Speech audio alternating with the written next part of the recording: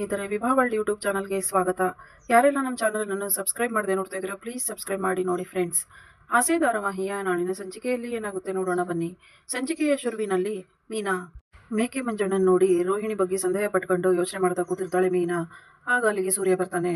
ಏನೇ ಮೀನಾ ಇಷ್ಟೊಂದು ಯೋಚನೆ ಮಾಡ್ತಾ ಇದೆಯಾ ಅಂತ ಕೇಳಿದಾಗ, ರೀ ಇವತ್ತು ರೋಹಿಣಿ ಅವ್ರ ಮಾವನ್ ನೋಡಿದೆ ಅಂತಾರೆ ಮೀನಾ. ಅದಕ್ಕೆ ಅವ್ರು ಬೇರೆ ದೇಶದಲ್ಲಲ್ವ ಇರೋದು, ತಲೆ ಮರೆಸ್ಕೊಂಡಿದ್ದಾರೆ ಅಂತ ಹೇಳ್ದಂಗಿತ್ತು ಅಂತಾನೆ. ಇಲ್ಲ ರೀ, ಇವತ್ತು ನಾನು ಅವ್ರು ನೋಡಿದೆ, ಇದ್ರ ಬಗ್ಗೆ ರೋಹಿಣಿಯವ್ರ ಹತ್ರನೂ ಮಾತಾಡಿದೆ. ಅವ್ರು ನಾನು ಮಾತಾಡಿದಾಗ ಅವ್ರ ಮುಖದ ಹಾವಭಾವನೆ ಚೇಂಜ್ ಆಗೋಯ್ತು ಅಂತಾಳೆ ಮೀನಾ. ಹೌದು ಕಡೆ ಮೀನಾ, ಈ ಪೌಡ್ರಮ್ಮ ತುಂಬ ದಿನದಿಂದ ಮಲೇಷಿಯಾ ಸಿಂಗಾಪುರ ಅಂತ ಕಾಗೆ ಹಾರಿಸ್ತಾವಳೆ. ಅವ್ರ ಅಪ್ಪನ ಜೈಲಿಗೆ ಹಾಕಿದ್ದಾರೆ ಅಂದ್ಲು. ಅವ್ರ ಮಾವ ದಿಢೀರಂತ ಮನೆಗೆ ಬಂದು ತಲೆ ಮರೆಸ್ಕೊಂಡಿದ್ದೀನಿ ಅಂತ ಹೇಳಿದ್ರು. ಅವ್ರ ಅಪ್ಪ ದುಡ್ಡು ಕಳಿಸಿದ್ರು. ಇವೆಲ್ಲ ನೋಡ್ತಾ ಇದ್ರೆ ಒಂದಕ್ಕೊಂದು ಸಂಬಂಧನೇ ಇಲ್ಲ ಅನಿಸ್ತಿದೆ ಅಂತ ಮಾತಾಡ್ತಿರುವಾಗ ರೋಹಿಣಿ ಮರೆಯಲ್ಲಿ ನಿಂತ್ಕೊಂಡು ಕೇಳಿಸ್ಕೊಂಡು ತುಂಬಾ ಗಾಬರಿ ಆಗ್ತಾ ಇರ್ತಾಳೆ. ಅಯ್ಯೋ, ಈ ಮೇಕೆ ಮಂಜಣ್ಣನಿಂದ ನಾನು ತಗ್ಲಾಕೊಂತ ಇದ್ದೀನಿ ಅನ್ಕೊಂತಾಳೆ. ಈ ಕಡೆ ಮೀನಾ, ಹೌದು ರೀ, ನನಗೂ ಅಷ್ಟೇ, ರೋಹಿಣಿ ವಿಷಯದಲ್ಲಿ ನನಗೂ ಡೌಟ್ ಇದೆ, ಇದು ಮಾವನ ಹತ್ರ ಹೇಳೋಣ ಅಂದಾಗ ಸೂರ್ಯ, ಏನೋ ಆಧಾರ ಇಲ್ಲದೆ ನಮ್ಮ ಅಪ್ಪನ ಹತ್ರ ಹೋಗಿ ಹೇಳಿದ್ರೆ ಆ ಪೌಡ್ರಮ್ಮ ಇದನ್ನ ನಮ್ಮ ಕಡೆನೇ ತಿರ್ಗಿಸ್ಬಿಡ್ತಾಳೆ. ಆಮೇಲೆ ಅಪ್ಪ ನಮ್ಮನ್ನು ಚೆನ್ನಾಗಿ ಹೋಗಿದ್ದಾರೆ, ಅಪ್ಪನ ಹತ್ರ ಹೇಳೋದು ಬೇಡ ಅಂತಾನೆ ಸೂರ್ಯ. ಹೌದು ರೀ, ಹಾಗಾದ್ರೆ ಈಗ ಏನ್ ಮಾಡೋಣ ಅಂತ ಕೇಳಿದಾಗ ಮೀನಾ, ಹಾಗಾದ್ರೆ ಮಲೇಷಿಯಾ ಮಾವನ್ನ ನೀನ್ ನೋಡಿದ್ಯಾ? ಅವ್ನು ನಮ್ಮೂರಲ್ಲೇ ಇದ್ರೆ ನಮ್ ಕೈ ಸಿಗಾಕೊಂತಾನೆ. ನಮ್ಮೂರಲ್ಲೇ ಇದ್ದು ನಮಗೆ ಸಿಗದೆ ಇದ್ರೆ ಹೇಗೆ? ನಾನು ಅವ್ರನ್ನ ಕಂಡಿಡ್ದೇ ಹಿಡಿತೀನಿ ಅಂತಾನೆ ಸೂರ್ಯ. ಆಗ ಮೀನಾ, ಹೇಗೆ ಕಂಡಿಡ್ತೀರಾ ಅಂತಾಳೆ. ನಮ್ಮ ಮೂವಿನ ಗಾಡಿ ಕಳೆದೋದಾಗ ಮೊಬೈಲಲ್ಲಿ ಈ ಗಾಡಿ ನಂಬರ್ ಕೊಟ್ಟು ಹುಡುಕ್ಸಿದ್ವಲ್ವಾ, ಅದೇ ಥರ. ಹಾಗೇನೆ ಅವತ್ತು ನಾವು ಊರಿಗೆ ಹೋದಾಗ ಮನುಷ್ಯ ಬಂದಿದ್ನಲ್ವಾ ಹಬ್ಬದಲ್ಲಿ, ಅವಾಗ ನಾವೆಲ್ಲ ಸೇರಿ ಫೋಟೋ ತಗೊಂಡಿದ್ವಲ್ವಾ, ಆ ಫೋಟೋನ ನಮ್ಮ ಫ್ರೆಂಡ್ಗಳಿಗೆಲ್ಲ ಕಳಿಸಿ ಈ ಮನುಷ್ಯ ಎಲ್ಲಾದರೂ ಕಂಡ್ರೆ ಹೇಳ್ರು ಅಂತ ಹೇಳಿದ್ರೆ ಸಾಕು, ಯಾರಾದರೂ ಒಬ್ರು ನಮಗೆ ಹೇಳ್ತಾರೆ ಅಂತಾನೆ ಸೂರ್ಯ. ಇದನ್ನೆಲ್ಲ ಕೇಳಿಸ್ಕೊಂಡು ರೋಹಿಣಿ ಶಾಕ್ ಆಗ್ತಾಳೆ. ಆಗ ಮೀನಾ, ಅಯ್ಯೋ, ಅವ್ರನ್ನ ಸರಿಯಾಗಿ ಅವ್ರನ್ನೇ ನೋಡ್ನೋ ಇಲ್ಲೋ ಅಂತ ನನಗಿನ್ನೂ ಕನ್ಫ್ಯೂಸ್ ಇದೆ ಅಂತಾಳೆ.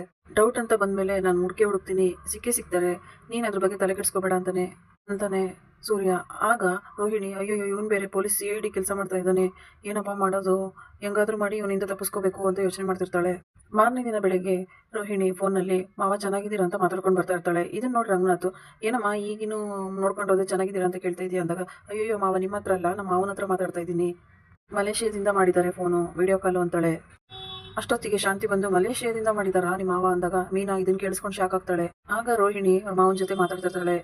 ಆಗ ರೋಹಿಣಿ, ಮಾವ ಚೆನ್ನಾಗಿದ್ದೀರಾ, ನೀವು ಯಾಕೆ ಇಷ್ಟು ದಿನ ನನಗೆ ಫೋನ್ ಮಾಡಿಲ್ಲ ಅಂದಾಗ, ಆಗ ಮಾವ, ಮೇಕೆ ಮಂಜಣ್ಣ, ಯಾಕಮ್ಮ ನಾನು ಎಷ್ಟು ಬಿಸಿ ಅಂತ ನಿನಗೆ ಗೊತ್ತಿಲ್ವಾ, ತೊಗೊಂಬರ್ಬೇಕು, ಕಟ್ ಮಾಡಬೇಕು, ತುಕ್ಕಕ್ಕೆ ಹಾಕಬೇಕು ಅಂದಾಗ ಸೂರ್ಯ ಶಾಕ್ ಆಗಿ, ಏನು ಹಿಂಗೆ ಈ ಥರ ಮಾತಾಡ್ತಾ ಇದ್ದಾರೆ ಅಂತ ಕೇಳ್ತಾನೆ. ಆಗ ಶಾಂತಿ, ಏನು ಈ ಥರ ಮಾತಾಡ್ತಾ ಇದ್ದಾರೆ ಅಂತ ಕೇಳಿದಾಗ, ಅಯ್ಯೋ ಅತ್ತೆ, ಅದು ಅವರು ಎಕ್ಸ್ಪೋರ್ಟ್ ಮತ್ತು ಇಂಪೋರ್ಟ್ ಬಗ್ಗೆ ಮಾತಾಡ್ತಾ ಇದ್ದಾರತ್ತೆ ಅಂತಂತಾಳೆ. ಅಷ್ಟರಲ್ಲಿ ರವಿ ಬಂದು, ಏನತ್ತೆ ನಿಮ್ಮ ಮಾವ ಮಲೇಷ್ಯಾದಲ್ಲಿ ಇದ್ದಾರೆ, ತಲೆ ಮರೆಸ್ಕೊಂಡಿದ್ದಾರೆ ಅಂತ ನೀವೇ ತಾನೇ ಹೇಳಿದ್ದು? ಹೌದು ರವಿ, ಮಾವ ಮೇಲೆ ಯಾವುದೂ ಕೇಸ್ ಇಲ್ಲ ಅಂತ ಗೊತ್ತಾಯ್ತು, ಈಗ ಮಾವ ಹೊರಗಡೆ ಇದ್ದಾರೆ ಅಂತ ಹೇಳ್ತಾಳೆ.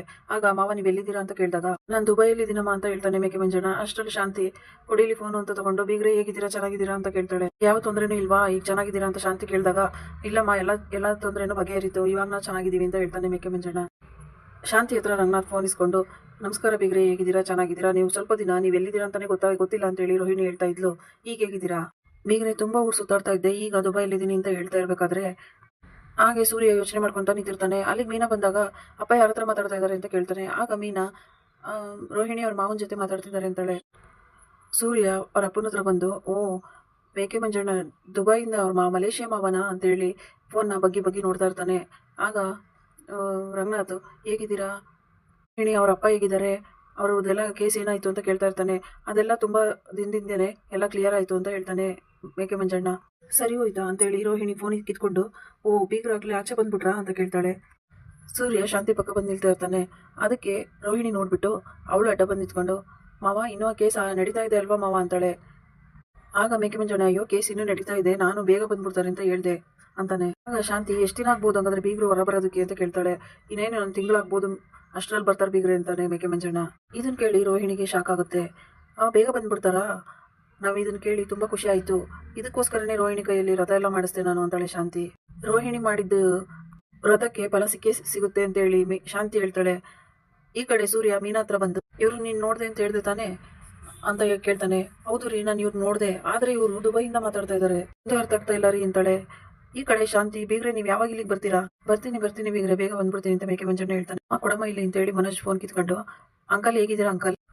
ನಾನ್ ಚೆನ್ನಾಗಿದ್ದೀನಿ, ನೀವ್ ಹೇಗಿದ್ದೀರಾ ಅಂಕಲ್ ಅಂತ ಕೇಳ್ತಾನೆ ಮನೋಜ. ಆ ಕಡೆಯಿಂದ ಮೇಕೆ ಮಂಜಣ್ಣ, ರೋಹಿಣಿ ಅವ್ರ ಅಪ್ಪ ಕೊಟ್ಟಿದ್ದ ದುಡ್ಡೆಲ್ಲ ಬಂದ್ ಸೇರ್ತಾ ಅಂತ ಕೇಳಿದಾಗ, ಬಿಸ್ನೆಸ್ ಎಲ್ಲ ಹೇಗ್ ನಡೀತಾ ಇದೆ ಅಂತ ಕೇಳ್ತಾನೆ. ಅವ್ರು ಕಳಿಸಿದ ದುಡ್ಡು ಬಂತು ಅಂಕಲ್, ಅದರಿಂದನೇ ಶಾಪ್ ಓಪನ್ ಮಾಡಿರೋದು ಅಂತ ಮನೋಜ್ ಹೇಳ್ತಾನೆ.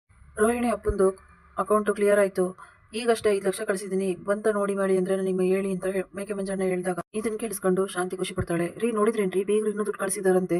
ಅಲ್ಲ ಕಣೆ ಶಾಂತಿ, ಅಂಗಡಿ ಸ್ಟಾರ್ಟ್ ಮಾಡಕ್ಕೆ ಅಂತ ದುಡ್ಡು ಕೊಟ್ಟಿದ್ರಲ್ಲ, ಮತ್ತೆ ಯಾಕೆ ಅವ್ರು ಕೊಡ್ತಾ ಇರೋದು ಅಂತ ರಂಗನಾಥ್ ಕೇಳಿದಾಗ ಅವ್ರ ಅಳಿಯ ಅವ್ರು ಕೊಡ್ತಾ ಇದಾರೆ, ನಿಮಗೇನ್ರಿ ಕಷ್ಟ ಅಂತ ಶಾಂತಿ ಹೇಳಿದಾಗ ಆ ಕಡೆಯಿಂದ ಮೇಕೆ ಮಂಜಣ್ಣ ಆಲ್ ದ ಬೆಸ್ಟ್ ಅಡಿ ಅಂದ್ರೆ ಚೆನ್ನಾಗಿ ಬಿಸ್ನೆಸ್ ಶುರು ಮಾಡಿ ಇಂಪ್ರೂವ್ ಮಾಡಿ ಅಂತ ಹೇಳ್ತಾ ಇರ್ಬೇಕಾದ್ರೆ ಮಾಡ್ತಾನೆ ಅಂತ ಹೇಳಿ ಸೂರ್ಯ ಮೊಬೈಲ್ ಕಿತ್ಕೊಂತಾನೆ. ಆಗ ಮನೋಜ ಮಾತಾಡ್ತಾ ಇಲ್ವೇನೋ ಅಂತ ಹೇಳ್ತಾ ಇರ್ತಾನೆ.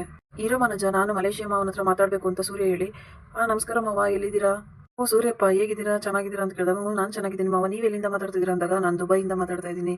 ಇಲ್ಲೆಲ್ಲ ಕಾಣಿಸ್ತಾ ಇದೆಯಾ ಅಂತ ಮೇಕೆ ಮಂಜಣ್ಣ ಹೇಳಿದಾಗ ಮಾವ ಕಾಣಿಸ್ತಾ ಇದೆ, ಅಲ್ಲೇನೋ ಒಂಟೆ ಇದೆ ಅಂತೆಲ್ಲ ಹೇಳ್ತಾರೆ. ಭೂಮಿಲಿ ಇರುತ್ತಪ್ಪ, ನಾನು ಇಲ್ಲಿ ಸಿಟಿಲಿ ಇದ್ದೀನಿ ಅಂತ ಮೇಕೆ ಮಂಜಣ್ಣ ಹೇಳ್ತಾನೆ. ಸಿಟಿಲಿ ಎಲ್ಲಿದ್ದೀರಾ ಅಂತ ಸೂರ್ಯ ಕೇಳ್ತಾನೆ. ಯೋಸಿ, ನಾನು ಸಿಟಿಲೇ ಇದ್ದೀನಪ್ಪ, ದುಬೈಯಲ್ಲೇ ಇದ್ದೀನಿ ಅಂತಂದಾಗ ಅದು ಸರಿ, ನೀವು ಸಿಟಿಲೇ ಎಲ್ಲಿದ್ದೀರಾ, ಅಲ್ಲಿ ಆ ರೋಡ್ಗೆ ಒಂದು ಹೆಸರಿಲ್ವಾ, ಅಡ್ರೆಸ್ ಹೇಳಿದಾಗ ಮೇಕೆ ಮಂಜಣ್ಣ ಒದ್ದಾಡ್ತಾ ಇರ್ತಾನೆ. ನೀವೆಲ್ಲೂ ಉಳ್ಕೊಟ್ಟಿದ್ದೀರಾ, ಯಾವ್ದು ಅಡ್ರೆಸ್ ಅಂತ ಹೇಳಿ ಅಂತಂದಾಗ ಮೇಕೆ ಮಂಜಣ್ಣ ಸುತ್ತಲೂ ನೋಡ್ತಾ ಇರ್ತಾನೆ.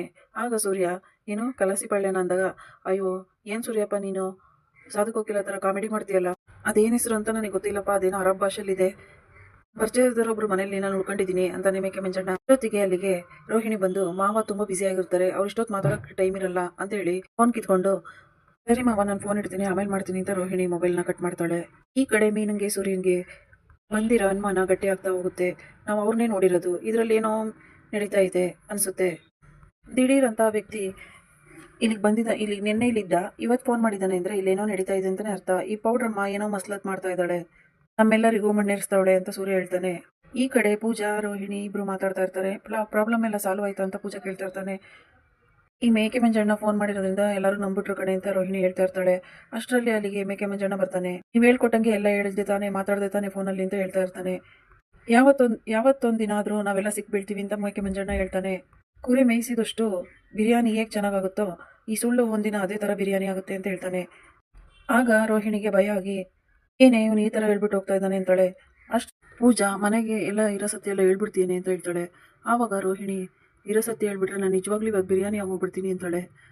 ಇದೆಲ್ಲ ಗೊತ್ತಾಗೋ ಅಷ್ಟರಲ್ಲಿ ಮನೋಜು ನಾನು ತುಂಬ ಚೆನ್ನಾಗಿರಬೇಕು, ಮನೋಜನ ನನ್ನ ಕಂಟ್ರೋಲಲ್ಲಿ ಇಟ್ಕೋಬೇಕು, ಮನೋಜ್ ನನ್ನ ಕಂಟ್ರೋಲ್ಗೆ ಬರಬೇಕು ಅಂದರೆ ನಮ್ಮಿಬ್ಬರ ಮಧ್ಯೆ ಇನ್ನೊಬ್ರು ಬರಬೇಕು, ನನಗೂ ಮನೋಜ್ ಅವ್ರಿಗೂ ಒಂದು ಮಗು ಆಗಬೇಕು, ಇದರಿಂದ ಮುಂದೆ ಏನೇ ಸಮಸ್ಯೆ ಬಂದರೂ ಮನೋಜ್ ಅವರು ನನ್ನ ಅಕ್ಸೆಪ್ಟ್ ಮಾಡಲೇಬೇಕು, ಒಂದು ಮಗು ಆಗೋದ್ರಿಂದ ನಮ್ಮಿಬ್ಬರ ಸಂಬಂಧ ತುಂಬ ಗಟ್ಟಿಯಾಗುತ್ತೆ, ಮನೋಜು ನನ್ನನ್ನು ಯಾವತ್ತೂ ಬಿಟ್ಕೊಡಲ್ಲ ಅಂತ ರೋಹಿಣಿ ಪೂಜೆಗೆ ಹೇಳ್ತಾಳೆ. ಇವತ್ತಿಗೆ ಈ ಸಂಚಿಕೆ ವಿಡಿಯೋ ಇಲ್ಲಿಗೆ ಮುಕ್ತಾಯವಾಗುತ್ತದೆ. Thanks for watching.